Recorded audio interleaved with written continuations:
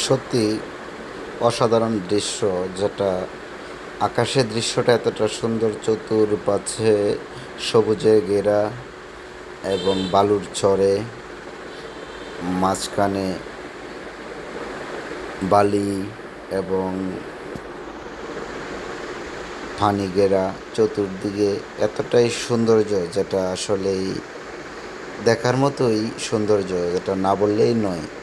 আসলে চতুর সাইডে আপনার পাহাড়ে ভরা এবং উঁচু উঁচু পাহাড়, যেগুলি দেখতে অনেকটাই সুন্দর এবং অসাধারণ।